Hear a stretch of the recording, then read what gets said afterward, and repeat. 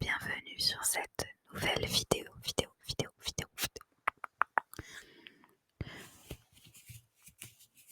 Je suis Sandra Laguillet. Je suis écrivaine et ce soir, c'est une nouvelle vidéo de lecture chuchotée.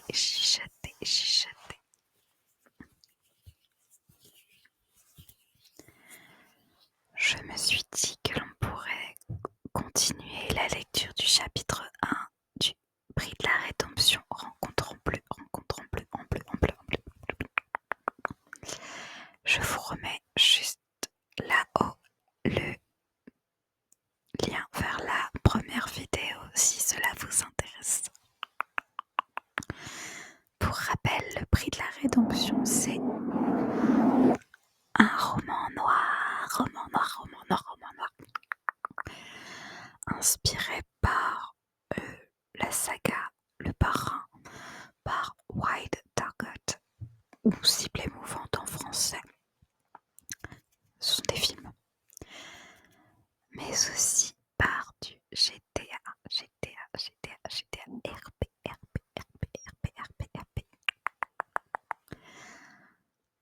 Alors, si vous n'avez pas peur des mafieux, des dealers, des armes à feu et des guerres de gang, je vous invite à rester pour écouter la suite du chapitre 1 de ce roman. Il faut savoir que le Prix de la Rédemption, c'est le dernier roman que j'ai écrit et publié. Que cette fois, il s'agit d'un roman publié en auto-édition. Et c'est celui dont je suis le plus fier actuellement.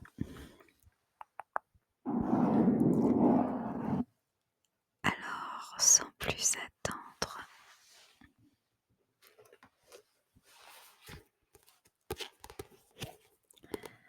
si vous vous demandez, le petit filigrane qui est ici n'est pas présent sur la version que vous achetez sur Amazon. C'est simplement qu'il s'agit de mon exemplaire d'autrice. Du coup, celui-ci n'est pas disponible à la vente. Mais il y en a plein de disponibles à la vente. Alors n'hésitez pas, si vous aimez les histoires qui parlent de guerre de gang, de mafia, et si vous avez aimé GTA RP, je pense que ça peut vous plaire, surtout si vous avez aimé RPZ, le serveur RPZ.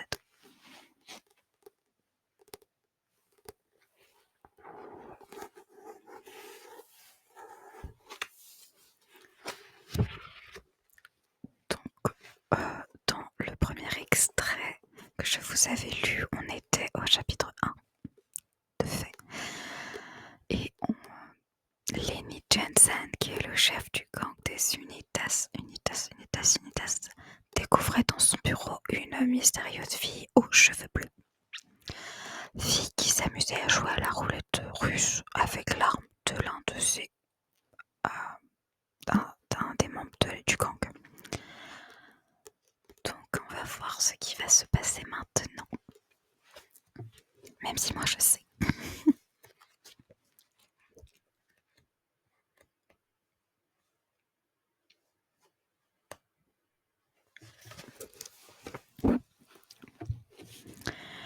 Lenny éponge son front de la manche de son costume. Dans les films en noir et blanc, il aurait incarné le parrain de la mafia. Mais c'est un rêve qui ne se réalisera jamais. Il n'est qu'un petit criminel qui joue dans la cour des grands. Lenny rejette les pensées qui l'assaillent. Il doit donner le change face aux forces de l'ordre. Il est dans la légalité, pour une fois. L'inconnu ouvre la porte et tombe nez à nez avec la haute stature de Jim Lebon. Le cinquantenaire n'est pas commode. Lenny se presse derrière elle. Sur le parking visiteur, il y a son coupé sport, la berline de Ressus, le 4x4 d'Ellie, ainsi que 3 voitures de police. Le policier sait chez qui il met les pieds. Il a laissé ses recrues en arrière pour faire feu au moindre haussement de ton. Jensen, c'est quoi ce bordel? Braille le capitaine. Intrusion, capitaine, dit Ressus en jouant des coudes pour se frayer un chemin. Ressus croise les bras sur sa large poitrine. Lenny remarque le sourire qu'esquisse son second à la vue d'Alain Zinelli, un ancien des Unitas. Ressus n'apprécie pas les retourneurs de veste. C'est de moi qu'il parle, répond la jeune fille. Son timbre de voix est posé. Elle prend tout le monde au dépourvu. Il essaie de la faire parler depuis de longues minutes, et voilà qu'elle engage la conversation sans même qu'on ne lui demande.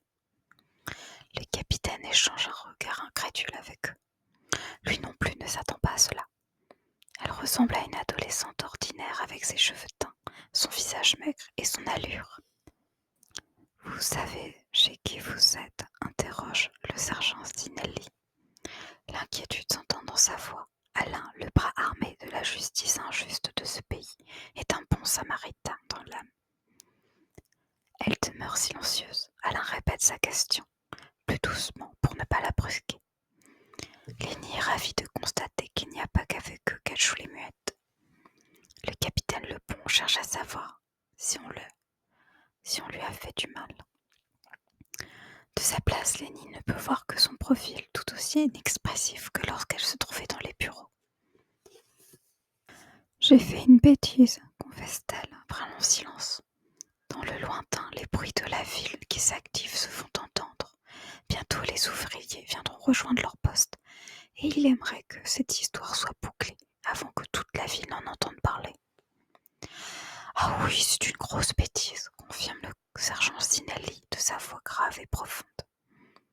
Il parle comme un père qui gronde un enfant. Lenny avance d'un pas.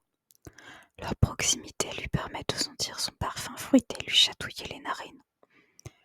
Les membres du gang se sont dispatchés derrière lui, et il aimerait qu'ils sortent pour montrer leur bonne foi. Elle progresse de quelques centimètres. « Vous pouvez nous dire comment et pourquoi vous êtes entrée ici, mademoiselle ?» questionne Jim Lepont. « On sait bien chez qui on est, mais ce n'est pas une raison pour forcer les serrures. » Lenny renifle pour ne pas répliquer tout ce qui lui vient en tête. S'il garde son calme, le capitaine comprendra qu'il n'y est pour rien. Elle pue cette histoire, bordel, se dit-il. Ellie, Luigi et Kayla se faufilent derrière lui pour se placer à côté de Ressus. La présence des siens le rassure. Dire qu'elle a toujours l'arme de Ressus dans la poche et qu'il lui reste une balle. Une autre goutte de sueur coule sur sa chemise. Cette histoire risque de mal finir. Elle affirme n'avoir forcé aucune serrure. Forcé ou non, les serrures, c'est pareil. On n'entre pas dans les propriétés privées sans y être invité, rétorque le chef de la police. Hé, capitaine, intervient Luigi. Petite blague. Lenny roule des yeux dans ses orbites. Ça y est, Luigi commence avec ses plaisanteries. Et ce n'est pas le moment. Lorsqu'il est parti, il est impossible de l'arrêter et même Lenny ne peut rien y faire. Il faut attendre que cela passe et l'écouter. T'as 2 poussins, t'en veux qu'un. Tu fais quoi, capitaine? Aucune idée. Ton poussin. T'as compris, capitaine? Ton poussin. Personne n'est d'humeur à rire. Luigi s'en offusque sans que personne n'y prête attention. Pas même Ellie pour une fois. Ce qui n'est pas dans les habitudes de la numéro 3 des Unitas. Vous êtes mademoiselle comment? Questionne le haut gradé. Je ne l'ai pas dit. C'est ce que vous demande le capitaine. On a besoin de votre nom, réplique Alain.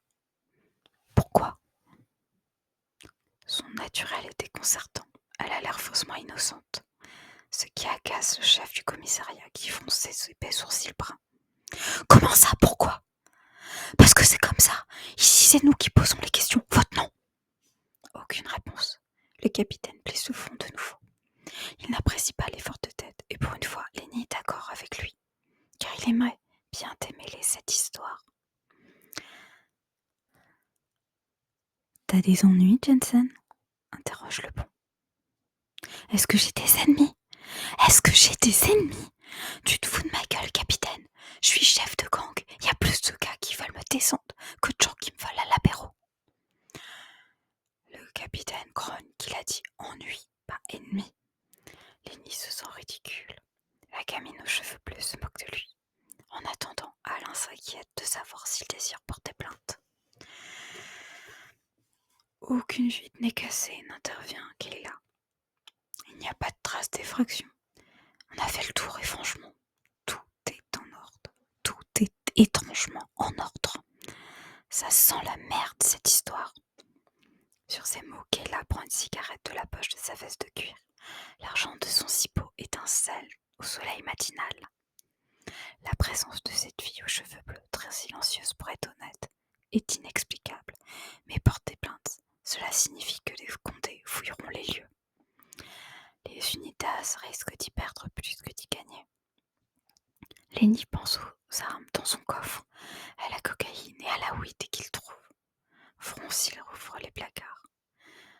Son estomac se serre à cette idée.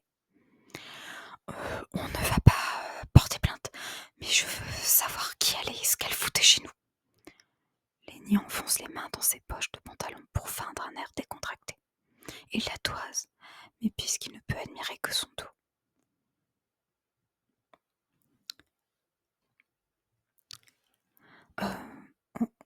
On ne va pas porter plainte, mais je veux savoir qui elle est et ce qu'elle foutait chez nous.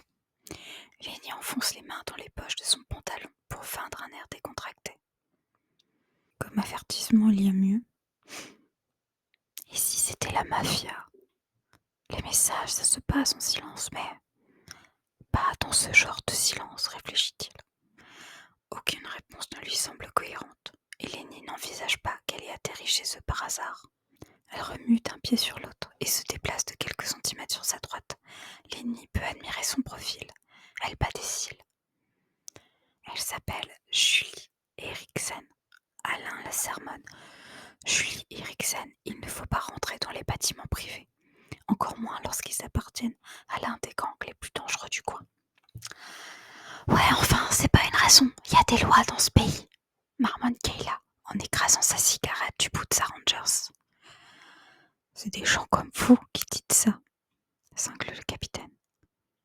Oula, on se calme, dit Lenny pour apaiser les tensions. Kayla élève les mains pour s'excuser. Il ne faudrait pas que la situation tourne à leur désavantage. Kayla le comprend sans qu'il ait besoin de le dire.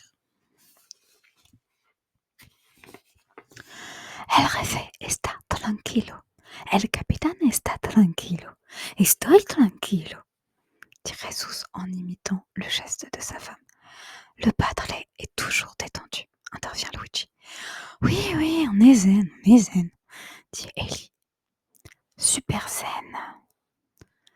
C'est ça, on est tous de vrais bouddhistes, renchérit Kayla. Le capitaine grogne. Lui non plus n'a pas eu sa dose de café. La tension devient palpable, les narines du chef de police frémissent. Au rythme de sa respiration rapide et courte, le sergent s'impatiente également. Il insiste pour savoir par quels moyens elle est entrée dans l'entreprise et ce qu'elle y cherchait. Il est clair que la coopération ne fait pas partie de ses principes. De manière inattendue, Julie Rexen fait volte-face.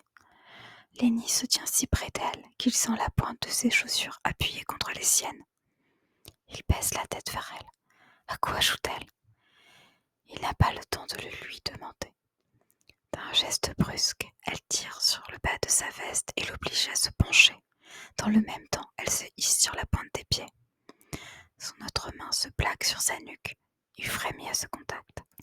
Lenny bande les muscles pour ne pas tomber lorsque les lèvres de la jeune femme se posent sur les siennes. Elle l'embrasse. Il n'ose la repousser tant ce geste le surprend. Elle lui entoure la bouche de sa langue et son baiser se fait plus profond. Son cœur bat à tout rompre. Elle lâche le tissu et sa poigne s'intensifie sur sa nuque. Soudain, quelque chose de froid glisse sous sa ceinture de pantalon. La panique s'empare de lui.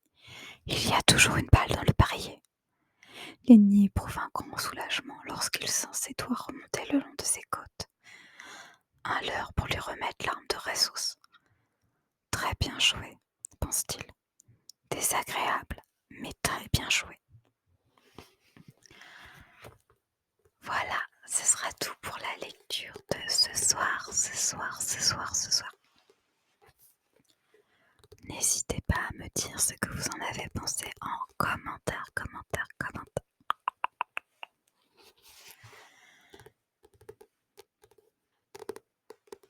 Et si vous aimez les lectures chuchotées, eh bien, je compte en refaire dans l'avenir. Voilà, cette vidéo est à présent terminée.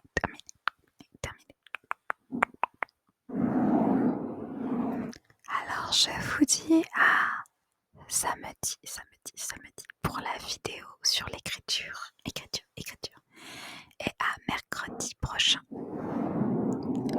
pour de l'ASMR.